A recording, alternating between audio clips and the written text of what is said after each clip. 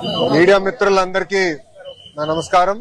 2019లో Telugu Desam party ఆనాడు ఓడిపోయినప్పుడు కావాలని తప్పుడు వార్తలు రాసి వ్యక్తిగతంగా నన్ను డిఫేమ్ చేయాలని ఆనాడు నా ఫోటో పెట్టి కింద క్యారికేచర్ పెట్టి ఏకంగా నేను విశాఖపట్నానికి వచ్చినప్పుడు 5 సంవత్సరాల్లో లాంజ్ లో స్నాక్స్ కి సుమారుగా 25 లక్షల రూపాయలు ఖర్చు పెట్టానని ఒక టైటిల్ పెడతాం జరిగింది.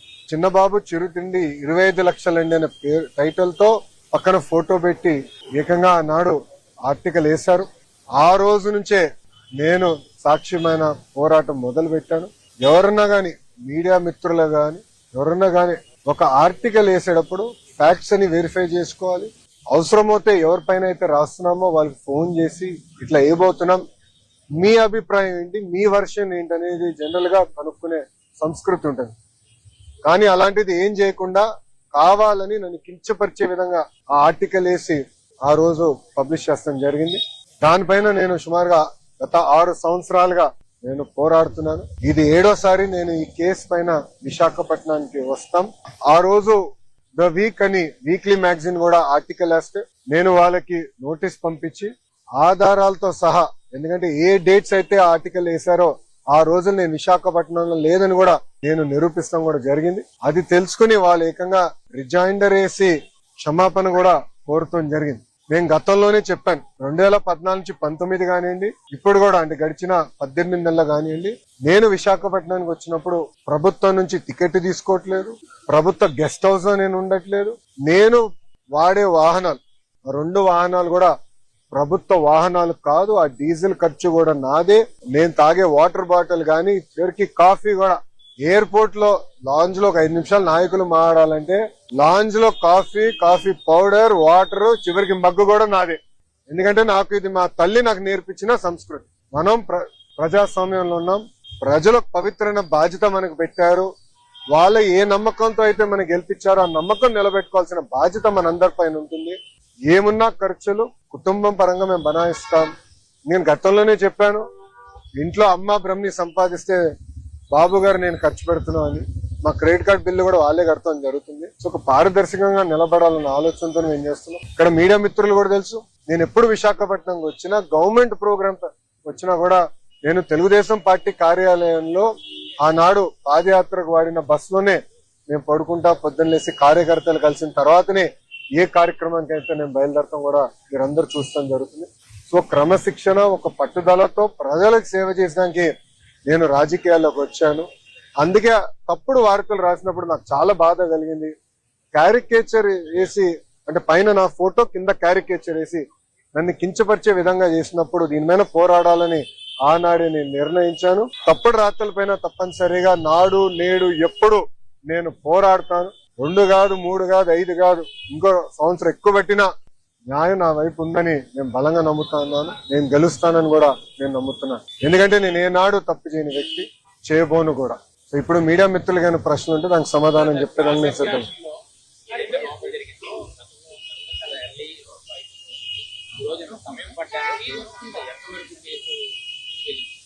అంటే నా ఎగ్జామినేషన్ ఈరోజుతో పూర్తయింది. సో నెక్స్ట్ టైం వైజాగ్ వచ్చినప్పుడు వేరే కంపెనీల కోసం వస్తాను.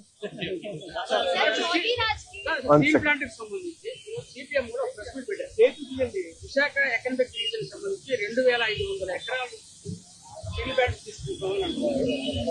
ఎవరన్నారండి? ఒక్క నిమిషం సార్, ఒక్క నిమిషం. 2500 ఎకరాలు విశాఖ ఎకనామిక్ రీజన్ కోసం ఆల్రెడీ 1100 ఎకరాలు షేర్కి ఇచ్చారు, వాళ్ళు వాడలేదు. అలా 3000 ఎకరాలు తీసుకుంటారు. ఏ ప్రాతిపదిక కోసం తీసుకున్నారో ఆ భూమి తలకి మెయిన్ తలకి ఓట్లు వేయబడి అవుతుందని వారు ఆరోపిస్తున్నారు. మీరే అంటున్నారు ఆరోపణ, ఇంకా సమాధానం చెప్పాలా? బాస్ ఒక్క నిమిషం. ఎవరైనా స్టేట్మెంట్ ఇచ్చారా? మంత్రి కానివ్వండి, అంటే గౌరవ ముఖ్యమంత్రి గారు కానివ్వండి, గౌరవ ఉప ముఖ్యమంత్రి గారు కానివ్వండి, ప్రభుత్వం సంబంధించిన అంటే ఎన్డీఏ ప్రభుత్వానికి సంబంధించిన ఎవరైనా స్టేట్మెంట్ ఇచ్చారా? పలానా భూమి 14,000 కోట్ల రూపాయలు కేంద్ర ప్రభుత్వం, రాష్ట్ర ప్రభుత్వం విశాఖ ఉక్కుని కాపాడేదానికి మేము ఇన్ఫ్యూజ్ చేశాం. ఈ రోజు విశాఖ ఉక్కు 3rd మన బాయిలర్ ఏదైతే ఉందో అది కూడా మేము యాక్టివేట్ చేశాము. ఫుల్ ప్రొడక్షన్ కి మేము తీసుకొచ్చాము. గతంలో కూడా ఇలాంటి పరిస్థితి వస్తే ఆనాడు వాజ్పేయి గారు, చంద్రబాబు నాయుడు గారు కలిసి విశాఖ ఉక్కుని కాపాడారు. ఈ రోజు మోడీ గారు చంద్రబాబు నాయుడు గారు కలిసి మళ్ళీ విశాఖ ఉక్కుని కాపాడుతున్నారు. సో అపోహలు ఏం అవసరం లేదు. విశాఖ ఉక్కుని ప్రైవేటీకరణ జరగనీయం. కానీ విశాఖ ఉక్కు ప్రాఫిట్ లో నడవాలని మేమందరం కోరుకుంటున్నాం. ఎందుకంటే పదే బెయిల్అవుట్లు ఇస్తాం కరెక్ట్ కాదు. ప్రాఫిట్ లో నడవాలి. దానికి అందరూ సహకరించాలి. విశాఖ ఉక్కుకి సంబంధించిన భూమి 1 ఎకరం ఒరిజినల్ ఇంటెన్షన్ కి ఇచ్చారో దానికే వాడతాం తప్ప వేరే దానికి డైవర్ట్ చేయాలన్న ఆలోచన ఎన్డీఏ ప్రభుత్వానికి లేదు. సిపిఎం సోదరులకి స్క్రిప్ట్ ఎక్కడి నుంచి వచ్చిందో వాళ్ళే దానికి సమాధానం చెప్తే బాగుంటుంది. ఎయిర్పోర్ట్ లో వాళ్ళ హయాంలో వచ్చింది, మా పక్క వాళ్ళు చేసుకున్నారంటూ కూటమి ప్రభుత్వంపై ఇప్పటికే వైసీపీ గవర్నమెంట్ అయితే అమ్మా ఒక మాట చెప్పాలి. క్రెడిట్ కోసం మేము ఇక్కడ ఎవరు పోరాడట్లేదు. పని చేసేదానికి ప్రజలకి పెద్ద ఎత్తున ఉద్యోగాలు ఉపాధి కల్పించడానికి మేము అహర్నిశలు కష్టపడుతున్నాము. దయచేసి అది గుర్తుపెట్టుకోండి. ఇదే జగన్మోహన్ రెడ్డి గారు ఆనాడు ఏం చెప్పారు? ఎర్ర బస్సు రాని ఊరికి ఎయిర్పోర్ట్ అవసరమా అని చెప్పారా లేదా? వీడియో మీరు చూసారా లేదా? మళ్ళీ ఇప్పుడు ఆయన వచ్చి అన్ని మాటలు మాడితే ఎంతవరకు న్యాయం? నంబర్ 1. నంబర్ 2, ఆనాడు జిఎంఆర్ కి సుమారుగా 2600 ఎకరాలు కూటమి ప్రభుత్వం అందజేసింది. నన్ను అడిగితే అది ఇంకా తక్కువ. ఒక్క హైదరాబాద్ ఎయిర్పోర్ట్ కి 5000 ఎకరాలు ఇచ్చాం. ఆనాడు ఇదే పెద్ద మనుషులు ఏమన్నారంటే హైదరాబాద్ ఎయిర్పోర్ట్ కి 5000 ఎకరాలు అవసరమా, ఎయిర్పోర్ట్ కి 5000 ఎకరాలు అవసరమా? ఈ రోజు మీరు హైదరాబాద్ ఎయిర్పోర్ట్ చూడండి, అదే సమయంలో బెంగళూరు ఎయిర్పోర్ట్ చూడండి. ఈ రోజు బెంగళూరు సిటీ 2వ ఎయిర్పోర్ట్ కోసం ఎత్తుకుతున్నారు. కానీ అదే హైదరాబాద్ రాబోయే 100 సంవత్సరాలు కూడా కావాల్సిన డెవలప్మెంట్ కి భూమి రెడీగా ఉంది. ఇదే టెర్మినల్ ఇంకొక మిర్రర్ కాపీ అటు పక్కన చేయొచ్చు. సో అలా ముందు చూపుతో ఒక విజన్ తో చంద్రబాబు నాయుడు గారు ఆనాడు చేశారు. జగన్మోహన్ రెడ్డి గారు అధికారంలోకి వచ్చిన తర్వాత జిఎంఆర్ కి ఇచ్చిన భూమి కూడా వెనక్కి తీసుకున్నాడు. సుమారుగా 600 ఎకరాలు వెనక్కి తీసుకున్నారు. కూటమి ప్రభుత్వం తిరిగి వచ్చిన తర్వాత ఆ భూమి మళ్ళీ జిఎంఆర్ కి తిరిగి ఇచ్చారు. ఎందుకు ఇచ్చారు మనం చెప్పాలి. కేవలం ఒక ఎయిర్పోర్ట్ లో ఫ్లైట్ ల్యాండ్ అవుతాము, ప్యాసింజర్స్ దిగుతాం, ప్యాసింజర్స్ ఎక్కి వెళ్ళిపోతాం కాదు. లార్జర్ ఎకో సిస్టమ్ అనేది చాలా అవసరం. లార్జర్ ఎకో సిస్టమ్ అంటే MRO engine maintenance, under body maintenance, paint shop, ఇవన్నీ ఎకో సిస్టమ్ ఏర్పాటు చేస్తేనే పెద్ద ఎత్తున మన పిల్లలకి ఉద్యోగాలు ఉపాధి కల్పించగలుగుతాం. ఆ లక్ష్యంతో ఆ భూమి కూడా తిరిగి వాళ్ళకి ఇచ్చి ఎంఆర్ఓ ఏర్పాటు చేస్తున్నాం. మొన్న నేను వచ్చాను, అశోక్ గజపతి రాజు గారి దయ వల్ల మానసాస్తో జిఎంఆర్ ఒప్పందం చేసి ఒక వరల్డ్ క్లాస్ ఏవియేషన్ యూనివర్సిటీ కూడా కడుతున్నాం. సో ఒక ఎకో సిస్టమ్ మొత్తం ఏర్పాటు చేస్తున్నాం. భయా క్రెడిట్ కావాలంటే వాళ్ళు తీసుకోమనండి, ఆర్ నో ఇష్యూ. దాంతో పాటు పీపీఎల్ రద్దు చేసామని క్రెడిట్ తీసుకోమనండి. అమర్ రాజని ఆంధ్ర రాష్ట్రం తరిమేసామని క్రెడిట్ తీసుకోమనండి. ఆనాడు అనేక కంపెనీల పైన లేబర్ అని, మన పొల్యూషన్ అని, అంతెందుకు మా అధ్యక్షులు వాళ్ళకి కమర్షియల్ కాంప్లెక్స్ అన్ని పర్మిషన్లు ఉన్నా కూడా పగలగొట్టారు కదా, ఆ క్రెడిట్ కూడా తీసుకోమని భయ్, నో ప్రాబ్లం.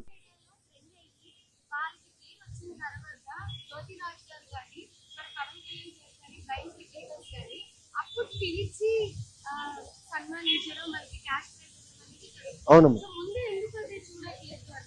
అమ్మా అగ్రీ అమ్మా. ఇప్పుడు ఏంటంటే స్పోర్టింగ్ ఎకో సిస్టమ్ మొత్తం మనం క్రియేట్ చేయాల్సిన అవసరం ఉంది.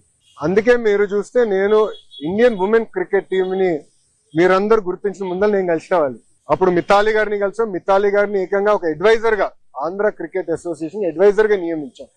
సో మితాలి గారితో కూడా మేము ఏం మాట్లాడంటే షీ ప్లేస్ అని ఒక ప్రోగ్రామ్ రూపొందిద్దాం. అంటే మహిళలు పెద్ద ఎత్తున ఒక క్రికెట్ లో, ఇప్పుడు అదే విధంగా మన వెయిట్ లిఫ్టింగ్ లో కానివ్వండి, మన ట్రాక్ అండ్ ఫీల్డ్ లో కానివ్వండి, చెస్ లో కానివ్వండి, ఇట్లా పెద్ద ఎత్తున ఎట్లా ప్రోత్సహించాలి దాంట్లో ఒక పాలసీ ఫ్రేమ్వర్క్ మేము తీసుకొస్తున్నాం. But it is a continuous effort. There is no shortcut, there is no simple solution to it. దీంతో పాటు నేను మన ఆస్ట్రేలియాకి వెళ్ళాను. అక్కడ గ్రిఫిట్ అని ఒక యూనివర్సిటీ ఉందమ్మా. They are known for sports, they are one of the best in the world. వాళ్ళతో కూడా మాట్లాడి ఇక్కడున్న యూనివర్సిటీస్ తో టైఅప్ చేసి మొత్తం ఎకో సిస్టమ్ ఏర్పాటు చేయాలి. It has to do with nutrition, physical recovery, eco system మొత్తం ఏర్పాటు చేయాల్సిన అవసరం. ఐ అగ్రీ, మనం చేస్తుంది సరిపోదు. 100% మనం చేస్తుంది నాట్ మోర్ దెన్ 10-12%. కానీ కూటమి ప్రభుత్వం కనీసం గుర్తిస్తుంది. శ్రీచరణిని గుర్తించింది, బ్లైండ్ క్రికెటర్స్ ని గౌరవ ఉప ముఖ్యమంత్రి గారు గుర్తించారు. ఇట్లా నేను కొంతమంది గుర్తిస్తున్నా.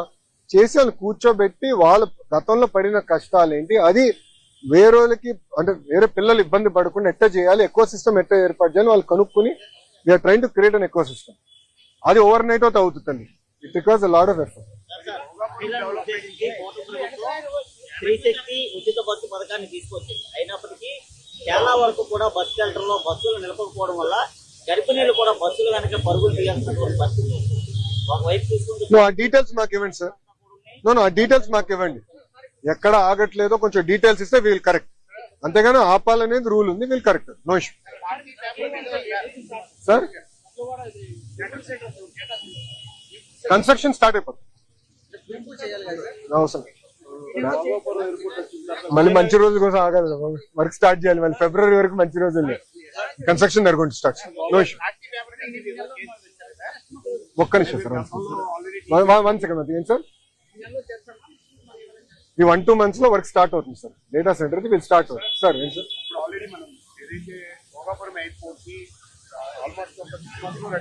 Yes sir.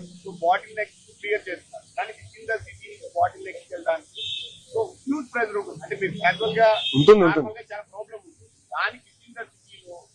ట్రాఫిక్ సమస్యలు క్లియర్ చేయడానికి ఎలాంటి ఇనిషియేటివ్ తీసుకోబోతున్నారు? అంటే అవుట్ సైడ్స్ లో క్లియర్ చేస్తున్నారు. అవుట్ సైడ్స్ కాదు, ఇక్కడ నుంచి మేజర్ రహదారులకి సిటీ నుంచి highway connectivity, roads expansion, cleaning up అదంతా జరుగుతుందమ్మా.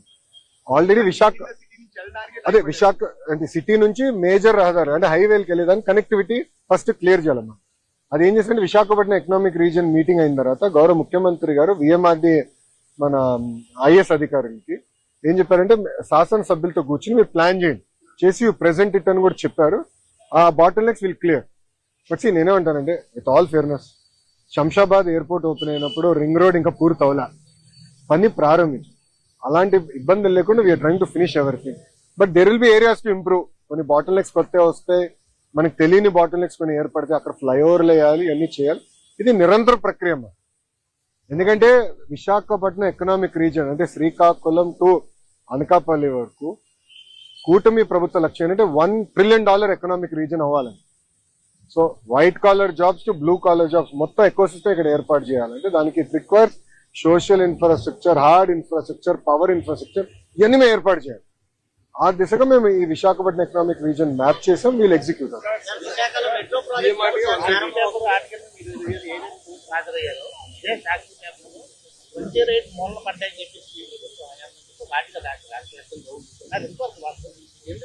వాళ్ళ అందరు వెళ్ళి వెహికల్స్ కూడా చూపించారు.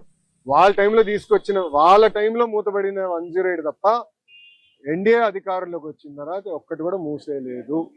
ప్లీజ్ బి వెరీ క్లియర్ అన్న. Thank you. సంబంధించి చట్టబద్ధత అడుగుతున్నారు రైతులు.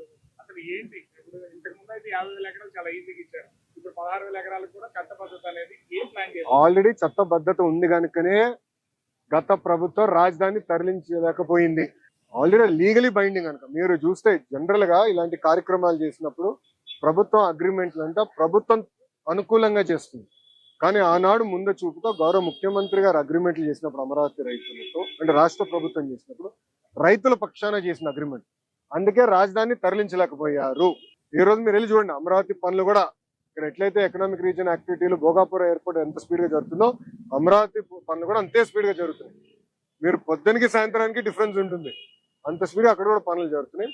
గ్రేటర్ ఎక్స్పాన్షన్, ఎందుకంటే ఒక ఎకనామిక్ రీజన్ బాగుపడాలంటే ఇక్కడ ఎట్లయితే భోగాపురం ఎయిర్పోర్ట్ గురించి మాట్లాడుతున్నామో, తిరుపతిలో ఎట్లయితే అద్భుతమైన ఎయిర్పోర్ట్ ఉందో అమరావతి కూడా ఒక అద్భుతమైన ఎయిర్పోర్ట్ చాలా చాలా అవసరం. ఇప్పుడున్న ఎయిర్పోర్ట్ ఏ మూలకి సరిపోదు. అందుకే ల్యాండ్ పూలింగ్ తీసుకుని అక్కడ ఇన్ఫ్రాస్ట్రక్చర్, స్పోర్ట్స్ ఇన్ఫ్రాస్ట్రక్చర్ అంతా క్రియేట్ చేయాలి లక్ష్యంతో మేము పనిచేస్తాం. సార్ మీరు కంప్లైంట్ తీసుకొస్తున్నారు కానీ 99 పైసలకే భూమి ఇవ్వడం అనేది తప్పేంటి ఒక ప్రశ్న వస్తుంది సార్. తప్పేంటి సార్? నేను ఇస్తాను. ఫార్చ్యూన్ 500 కంపెనీస్ అందరికి నేను 99 పైసల్లోనే గజానికి కాదు ఎకరంగా మొత్తం భూమి ఇస్తా. తప్పేంటి? ఎందుకంటే మేము ఉద్యోగాలు కల్పించాలనుకున్నాం. ఇక్కడ వాళ్ళ 5 సంవత్సరాల్లో చేయలేంది మేము 18 నెలల్లో చేసాం. ఈరోజు కాగ్నిసెంట్ ఎందుకు వచ్చిందండి? టీసీఎస్ ఎందుకు వచ్చింది? గూగుల్ ఎందుకు వచ్చింది? ఇన్సెంటివ్స్ తో పాటు భూమి కూడా తక్కువ ధరతో మేము అందిస్తున్నాం కనుక వాళ్ళు కూడా పరిగెత్తుకుంటూ వస్తున్నారు. ఈ రోజు భారతదేశంలో అన్ని రాష్ట్రాలతో పోల్చితే ఇన్వెస్ట్మెంట్స్ లో ఆంధ్ర రాష్ట్రం నంబర్ 1, 25% వచ్చింది. దాని తర్వాత రాష్ట్రం దాదాపు 7-10% అని ఎన్నుకుంది. నేను గౌరవ ముఖ్యమంత్రి గారికి నిన్న మీటింగ్ లో చెప్పా, sir we will celebrate when it is 50% అని మీరు గమనించండి. ఒకే రాష్ట్రం, ఒకే రాజధాని, కానీ అభివృద్ధి వికేంద్రీకరణ. శ్రీకాకుళం నుంచి చిత్తూరు వరకు అంటే ఇచ్చాపురం టు కుప్పం పెట్టుబడులు తీసుకొస్తున్నాం. Decentralise development, cluster based approach అనేది మేము చేస్తున్నాం. సార్, ఈ పెట్టుబడులు విజయనగరం చేస్తున్నటువంటి వాళ్ళ మీద కఠిన చర్యలు తీసుకుంటామని నిన్న కూడా మీరు అనౌన్స్ చేశారు. వైసీపీ వాళ్ళు క్వశ్చన్ చేస్తున్నారు, ఏమ్మా? మీ వాళ్ళే విపరీతమైన ప్రచారం చేస్తున్నారు, కించపరుస్తున్నారు, మీకు అర్హత ఎక్కడ ఉందని వైసీపీ వాళ్ళు. ఆల్రెడీ మేము యాక్షన్ తీసుకున్నాము. మాకు చిత్తశుద్ధి ఉంది కనుకనే వైఎస్ భారతిరెడ్డి గారి పైన మా కార్యకర్త ఒక ట్వీట్ పెడితే, ఫేస్బుక్ పోస్ట్ పెడితే అతను జైలుకి వెళ్ళాడమ్మా. వాళ్ళ 5 సంవత్సరాలు నా పైన, కుటుంబం పైన శాసనసభ సాక్షిగా మా తల్లిని కూడా అవమానించారు. మీ అందరు చూసారు, ఆ ఆడియో ఉంది. ఏం చేశారండి? నేను ఇప్పుడు ఏమంటున్నానంటే, ఒక మహిళని కించపరిచినప్పుడు ఎంత ఇబ్బంది పడుతుందో నేను కళ్ళారా చూసాను. ఇది ఇంకో మహిళకు జరగకూడదు, పిల్లలకి జరగకూడదు. వాళ్ళని ప్రొటెక్ట్ చేయాల్సిన అవసరం ప్రభుత్వం పైన చాలా చాలా ఉంది. ఇప్పుడు ఒక ఉదాహరణ ఇస్తే, సోషల్ మీడియాలో ఏజ్ అప్రాప్రియేట్ కంటెంట్ అనేది ఉంటుంది. జనరల్ గా సోషల్ మీడియా ప్లాట్ఫామ్ కి ఎవరన్నా రావాలంటే ఒక ఏజ్ తర్వాతనే ఆ ప్లాట్ఫామ్ లో ఇన్వెస్ట్ అవ్వాలి. Rules, terms and conditions clear గా ఉంది. కానీ ఇది పాటించట్లేదు. ఇది మేము డిస్కస్ చేస్తున్నాం. కొన్ని దేశాలు, ఆస్ట్రేలియా లాంటి దేశం ఏం చేసిందంటే మినిమం 16 years ఉండాలని ఇప్పుడు రూల్ తీసుకొచ్చారు. అప్పుడు ఏంటంటే ఏజ్ అప్రాప్రియేట్ ఉంటుంది. పిల్లలకి మెచ్యూరిటీ వచ్చిన తర్వాత సోషల్ మీడియా అంటే అర్థం చేసుకుని హ్యాండిల్ చేసే కెపాసిటీ ఉంటుంది అనేది ఇవన్నీ మేము డిస్కస్ చేసాం. Group of ministers 100% greater discussion జరగాలి. మేము ఇతర దేశాల్లో ఏం చేస్తున్నారని కూడా మేము స్టడీ చేస్తున్నాం. మాకు కొంత అవగాహన వచ్చిన తర్వాత గౌరవ ముఖ్యమంత్రి గారితో కూడా మేము చర్చించి ఒక రిపోర్ట్ పబ్లిక్ డొమైన్ లో పెడతాం. ప్రజల దగ్గర నుంచి అభిప్రాయ సేకరణ కూడా తీసుకున్న తర్వాత then we will implement. Telangana జల వివాదం మీద ఏంటి సార్? చాలా కాంట్రవర్సీ నడుస్తుంది తెలంగాణలో జల వివాదానికి సంబంధించి. అటు తెలంగాణ మంత్రులు సీఎంఏ మాట్లాడతారు, ఇక్కడ వైసీపీ వాళ్ళు మాట్లాడతారు, మీ జలవనరుల శాఖ మంత్రి మాట్లాడతారు. అసలు ఏం చెప్తారు ఈ వివాదం? రాజకీయ లబ్ధి పొందేదానికి కొంతమంది దీన్ని వివాదం చేస్తున్నారు. 2020లో అంటే అప్పుడు ఎవరు ఇక్కడ అధికారంలో ఉంది? వైకాపా ప్రభుత్వం. జగన్మోహన్ రెడ్డి అనే వ్యక్తి ముఖ్యమంత్రి. అప్పుడే స్టే వచ్చింది ప్రాజెక్ట్ మీద. అది తీసుకొచ్చి ఇప్పుడు వచ్చినట్టు చెప్తున్నారు ఎవరు? వైకాపా నాయకులు. నేను ఒకటే చెప్తున్నా, మనం ఇప్పుడు చేయబోయే ప్రాజెక్టులని ఆంధ్ర రాష్ట్ర భూభాగంలో చేస్తాం. అంటే గోదావరి జలాలు తెలంగాణ భూభాగం దాటి ఆంధ్రాకు వచ్చిన తర్వాత ఆ నీరుని లిఫ్ట్ చేసి రాయలసీమకు తరలిస్తున్నాం. That is the vision. అంతేగాని తెలంగాణ ప్రాజెక్ట్ చిల్లు ఎవడు పెట్టట్లే కదా భయ్. Common sense. నేను ఇప్పుడు ఏమన్నానంటే, మీరు చూస్తారు వరదలు వచ్చినప్పుడు వేలాది టీఎంసీ సముద్రంలోకి వెళ్తుంది. ఎందుకు పంపించాలంటున్నా? ఒక టీఎంసీ కోసం రాష్ట్రాల మధ్యన యుద్ధాలు జరిగినాయి. ఒక 10 టీఎంసీల కోసం దేశాల మధ్యన, ఆఫ్రికాలో దేశాల మధ్యన యుద్ధాలు జరుగుతున్నాయి. అలాంటిది వేల టీఎంసీలు సముద్రంలోకి వెళ్తుంది. ఆ టీఎంసీలు ఆ నీరుని కాపాడుకుని ఆ నీరుని లిఫ్ట్ చేసి మన ఆంధ్ర రాష్ట్రానికి, రాయలసీమ ప్రాంతానికి తీసుకెళ్లాలని మా ఆలోచన. ఆ ఇరిగేషన్ అంతా నెట్వర్క్ చేయగలిగితే రాబోయే రోజు ఇతర రాష్ట్రాలు కూడా ఇవ్వగలుగుతాం. అదే నీరు తీసుకెళ్తే తెలుగు గంగా ద్వారా తమిళనాడు కూడా ఇవ్వగలుగుతాం. ఇది కేవలం మనకే కాదు, దక్షిణ భారతదేశానికి పనికొస్తుంది. ఇప్పుడు గతంలో కూడా ఇదే జగన్మోహన్ రెడ్డి పట్టిసీమ దండగా అన్నాడు. దయచేసి అందరూ ఒకసారి రిఫ్రెష్ చేసుకోండి మెమరీ. శాసనసభ సాక్షిగా పట్టిసీమ దండగా అన్నాడు. అదే వ్యక్తి పట్టిసీమ 5 సంవత్సరాలు ఆపరేట్ చేశాడు. It is a beautiful project. Godavari, Polavaram వచ్చే వరకు గోదావరి జలాలు తీసుకుని కృష్ణా డెల్టాలు వేసి మనకి కృష్ణా జలాల్ని రాయలసీమకి తరలిచ్చాం. దానివల్ల గతంలో ఒక్క టీఎంసీ కోసం కొట్టుకునేవారండి. అందరు గుర్తుందా లేదా? అంతే యంగ్స్టర్స్ ఇక్కడ. అప్పుడు గొడవలు జరిగేది. ఇది ఒక్క టీఎంసీ కోసం రాజకీయ నాయకులు వెళ్ళి గొడవలు పెట్టి బలవంతంగా గేట్లు లిఫ్ట్ చేసి నీళ్లు తీసుకెళ్లిన రోజు ఈ రోజు అలాంటి వివాదాలు లేవు. ఎందుకంటే విజన్ తో మేము డిజైన్ చేసాము. సిమిలర్ ఈ ప్రాజెక్ట్ కూడా అదే విజన్ తో చేస్తాం. ఫీజు రీయింబర్స్మెంట్ అలాగే ఏదైతే ఆరోగ్య పెండింగ్ మేజర్ సెక్టర్స్ స్టూడెంట్స్ కానీ ఎవరైతే వీళ్ళు విద్యార్థులు కానీ ఇబ్బంది పడుతున్నారు, ఈ విషయం పైన నేను దీనిపైన ఆల్రెడీ చాలా క్లారిటీ ఇచ్చాను. పిల్లలకి ఫీ రీయింబర్స్మెంట్ కి ఎలాంటి సంబంధం లేదు. వాళ్ళు హాయిగా వెళ్ళి చదువుకోవచ్చు. మేము డబ్బులు డైరెక్ట్ గా కాలేజ్ అకౌంట్ లోకి వేస్తున్నాము. మీరు ఆ డీటెయిల్స్ కూడా నేను యాక్షన్ తీసుకుంటాను. 2024 తర్వాత మేము సగం already we have clear, balance also we are going to clear in the next 1-2 months. There is no ambiguity.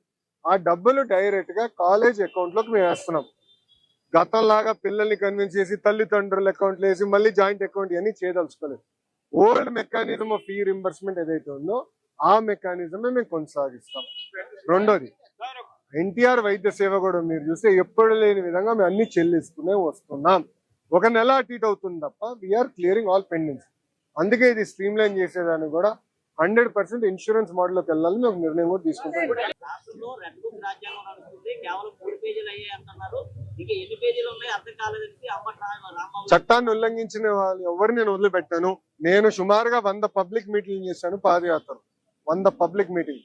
ప్రతి పబ్లిక్ మీటింగ్ లో నేను ప్రజలు చెప్పా, ఎవరైతే చట్టాన్ని ఉల్లంఘించి ప్రజల్ని, తెలుగుదేశం పార్టీ కార్యకర్తలు, నాయకుల్ని ఇబ్బంది పెట్టారో వాళ్ళు నేను ఎవరిని వదిలిపెట్టను అని నేను ప్రజలకు హామీ ఇచ్చిన హామీ మేరకు ప్రజలు మమ్మల్ని గెలిపించారు భయ్యా. సో మా పైన బాధ్యత ఉంది, అమలు చేయాల్సిన బాధ్యత మా పైన ఉంది.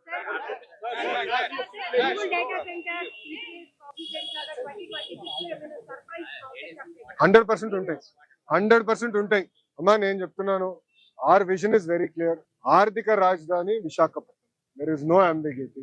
నాడు నేడు ఎప్పుడు అదే నినాదం పైన మేము అందరం కట్టుబడి ఉన్నాం, నిలబడి ఉన్నాం. అందుకే పెద్ద ఎత్తున పెట్టుబడులు ఇక్కడికి వస్తున్నాయి. మీరు ఒకసారి గమనించండి. 1 సెకండ్. ఐటీ కానివ్వండి, డేటా సెంటర్ కానివ్వండి, ఫార్మా, మెడికల్ డివైసెస్ మ్యానుఫ్యాక్చరింగ్ అంతా ఇప్పుడు ఉత్తరాంధ్ర రీజన్ కి వస్తుంది. అదే విధంగా మనకి ఇది కూడా ఇది స్టీల్ సిటీ, ఇంకో 2 స్టీల్ సిటీస్ వస్తున్నాయి ఉత్తరాంధ్ర. రాయలసీమ వైపు వెళ్దాం. నిన్న కూడా మీరు చూసారు, టాటాది కూడా ఒక ప్రాజెక్ట్ పక్క రాష్ట్రానికి వెళ్లాల్సింది మనం పట్టుకొచ్చాం. Right, solar cell manufacturers top 10 companies, 8 కంపెనీలు ఆంధ్ర రాష్ట్రంలో పెట్టుబడి పెడుతుంది. ఒకే ఎకో సిస్టమ్ లో పెట్టుబడి పెడుతుంది.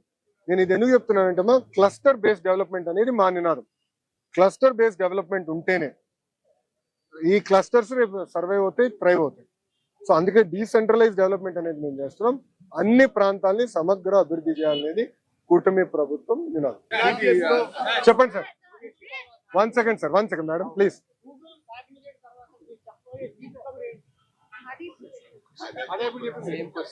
కమింగ్ సూన్, సర్ప్రైజ్ ఇస్తాం సార్. మీరు నాకన్ స్పీడ్ లో ఉన్నారు. అరే 5 సంవత్సరాలు ఏం తీసుకురాలేమో అడగరు, 6 నిమిషాలు కష్టపడి మేము పరిగెత్తే వాళ్ళేమో ఎప్పుడు ఎప్పుడు ఎప్పుడు నడిపి చేస్తాం sir. No see but we are very serious. ఇప్పుడు ఒక మాట అండి, ఎప్పుడు రాని విధంగా విశాఖపట్నానికి ఇప్పుడు అటెన్షన్ వచ్చింది.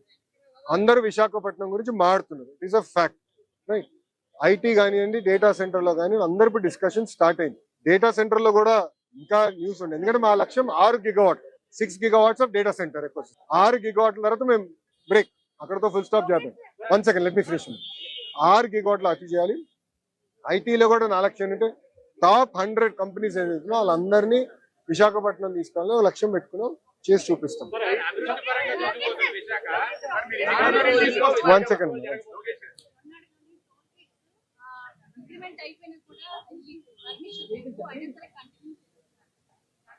అమ్మా, let me understand it in totality, then నేను దానిపైన స్పందిస్తాను. మా భోగాపురం ఎయిర్పోర్ట్ నుంచి విశాఖపట్నం వరకు మీరు తీసుకుంటే ఆ ఎకో సిస్టమ్ మొత్తం డెవలప్ అయిపోతుంది. ఈ ఎకో సిస్టమ్ డెవలప్ అవుతుంది. నెక్స్ట్ ఫేజ్ లో విల్ టేక్ దట్.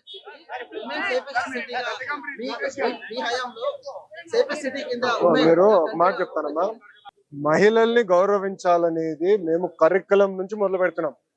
కేజీ నుంచి పీజీ వరకు మేము అది తీసుకొస్తున్నాం. మొన్న వైస్ ఛాన్సలర్స్ తో కూడా మీటింగ్ జరిగినప్పుడు గౌరవ ఛాన్సలర్ అంటే గవర్నర్ గారు, మన ఛాన్సలర్, ఆయన ముందర కూడా దీని గురించి చర్చించాం. ఏంటంటే మహిళల్ని గౌరవించాలని, నరనరాలు ఎక్కించాలి. అది నంబర్ 1. నంబర్ 2, ఎవరన్నా కానీ మహిళల పైన అత్యాచారం చేసినా, కించపరిచే విధంగా ఏమైనా చేస్తే వాళ్ళని వదిలిపెట్టేది లేదు. మీరు దయచేసి గమనించండి. అలాంటి సంఘటనలు జరిగితే ఎవరు ఒక్కరిని కూడా వదిలిపెట్టట్లేదు. మీరు రాష్ట్ర వ్యాప్తంగా కూడా రౌడీ షీటర్లందరినీ కూడా ఊరేగింపు చేస్తున్నాం. రౌడీ షీటర్లు చెప్తున్నా, మన గంజాయి స్మగ్లర్స్ కి చెప్తున్నా, మహిళలు ఎవరన్నా కించపరిచే విధంగా మాట్లాడినా, లేదంటే మహిళల పైన దాడి చేయాలని ఎవరన్నా అనుకుంటే మీకు కూడా అలాంటి పరిస్థితి ఉంటుంది. మేము ఎవరిని వదిలిపెట్టాం. లా అండ్ ఆర్డర్ విషయంలో ఎన్డీఏ ప్రభుత్వం చాలా క్లియర్ గా ఉంది, చాలా కఠినంగా మేము వ్యవహరిస్తాం.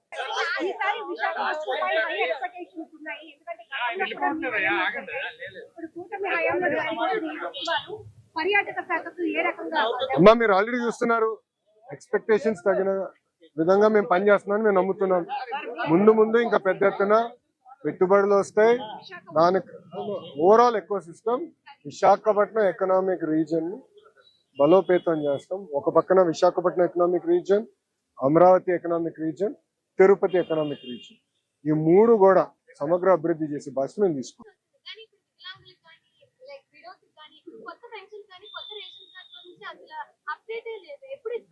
అమ్మా, అదో ప్రాసెస్ ప్రకారం మేము వెళ్ళాలి. అర్హులందరికి అందించాలని లక్ష్యంతో పెట్టుకుంటున్నాం. ఒకే సంవత్సరంలో 3,000 రూపాయల పెన్షన్ 4,000 చేశాం. వికలాంగులకు వస్తున్న 3,000 రూపాయలని 6,000 చేశాం. బెడ్కే పరిమితమైన వాళ్ళని 15,000 రూపాయలు ఇస్తున్నాం. భారతదేశంలో ఏ రాష్ట్రంలో ఇవ్వని విధంగా మేము అందిస్తున్నాం తల్లి. అర్హులందరికీ ఒక పద్ధతి ప్రకారం పెన్షన్స్ ఒక అమ్మా, it is a process. You need to allow me to do my process. అంతేగాని అందరికి ఒకే తోరు చేయాలంటే కూడా మాకు కూడా ఆర్థిక కష్టాలు ఉన్నాయి, మేము అన్ని బేరీ చేసుకుని చేయాలమ్మా. We will do it. Thank you. 1 second అమ్మా, మీ 1 సెకండ్. చాలా మంది జూనియర్ లాయర్లు కోసం ఎదురు చూస్తున్నారు. అందరు కలిసానే లాయర్లకు సంబంధించి స్టైఫండ్ అనేది ఇస్తామని చెప్పారు. ఇప్పటివరకు ఏమీ లేదనేది వాళ్ళ మిమ్మల్ని అడగాలనే అభిప్రాయం.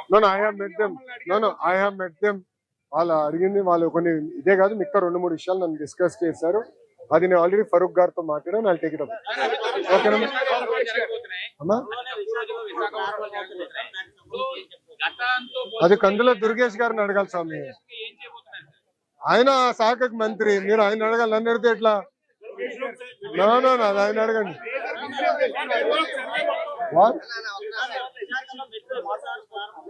కానీ ఇప్పటికీ ఏది చాలా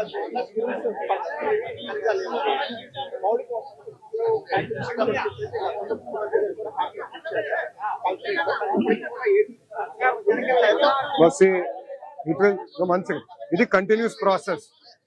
ఇది ఒక రోజులో అవ్వదు. Let us accept reality. అన్ని పాఠశాలలు ఒకే రోజు నేను చేయాలని అభివృద్ధి చేయాలని కోరిక నాకు ఉండొచ్చు, కానీ it will take multi year. ఇప్పుడు ఆల్రెడీ పాఠశాలలో 1 క్లాస్ 1 టీచర్ విధానం తీసుకొచ్చాం. ఎక్కడైతే క్లాస్ రూమ్స్ కట్టాలో క్లాస్ రూమ్స్ కడుతున్నాం. నా దృష్టికి ఎక్కడైతే అది వచ్చిందో కొన్ని అయితే ఇది చాలా బెటర్ కండిషన్ లో ఉంది. వినండి sir, this is sir please వినండి, మీరు వినాలా. This is much better. ఇక్కడ పక్కా సీలింగ్ ఉంది. ఇక్కడ నేను దీనికన్నా వర్స్ట్ కండిషన్స్ లో ఉన్నాయి. చాలా బెటర్. టాయిలెట్ అని ఉంది. వినమ్మా, you have asked a question, let me answer it. It's not right. You are behaving like a politician. Media మిత్రులు మీరు ప్రశ్న అడిగారు, నేను సమాధానం. బాస్ నాకు తెలుసు బాస్, నాకు తెలియదు అనుకుంటున్నావా? మేము ఒక డాష్ బోర్డే తయారు చేసి ప్రజల ముందర పెట్టుకుపోతున్నాం. 46,000 పాఠశాలలో ఎలాంటి మౌలిక సదుపాయాలు ఉన్నాయి, ఏమేమి అవసరం ఉందో ప్రజలు కూడా దత్తకు తీసుకుని వాళ్ళు కూడా హెల్ప్ చేయాలని ఒక ప్రోగ్రామ్ చేస్తున్నాం. ఇప్పుడు నిడమరు స్కూల్ మొత్తం నేను అడాప్ట్ చేశా. త్వరలో అది లాంచ్ చేయబోతున్నా. సొంత ₹1 నేను ఖర్చు పెట్టినా, సొంత నిధులతో ఖర్చు పెడుతున్నా. వరల్డ్ క్లాస్ స్కూల్ తయారు చేస్తున్నా. సేమ్ థింగ్ ట్రైవలర్ మీరు చూపించారు. దీనికన్నా వర్స్ట్ కండిషన్ స్కూల్స్ నేను చూసా. ట్వీట్స్ కూడా వచ్చినాయి, దానిపైన మేము స్పందించాం. బట్ ఓవర్ నైట్ ఇంక పరిష్కారం లేదు బాస్. 5 years వాళ్ళు ఏం పట్టించుకోకుండా ఓవర్ నైట్ మమ్మల్ని చేయమంటే అది ఇంపాసిబుల్. ఫేజ్ వారీగా మేము చేయాలి. తీసుకురావాల్సిన సంస్కరణలను మేము తీసుకొచ్చాం. నెక్స్ట్ విడతలో మేము take it up. IT major companies వస్తున్నాయి, కానీ ఈకో సిస్టమ్ కానీ మైనింగ్ బేస్డ్ ఎక్కువ హైదరాబాద్ ఉంది. సో అది తీసుకురావడానికి గవర్నమెంట్ నుంచి ఇనిషియేషన్ కానీ అది హైయర్ ఎడ్యుకేషన్ లోనే మేము చేద్దామని నైపుణ్యం పోర్టల్ కూడా త్వరలో వేరే లాంచ్ టెస్టింగ్ ఇట్ అవుట్. అంటే interview preparation, skill upgradation, skill census, skill assessment అంతా ఒక AI టూల్ వాడి we're now trying to do that. అది ఒక లెవెల్కి వచ్చిందమ్మా. I think another 1-2 months away we want to launch Naipunyam portal. Thank you very much.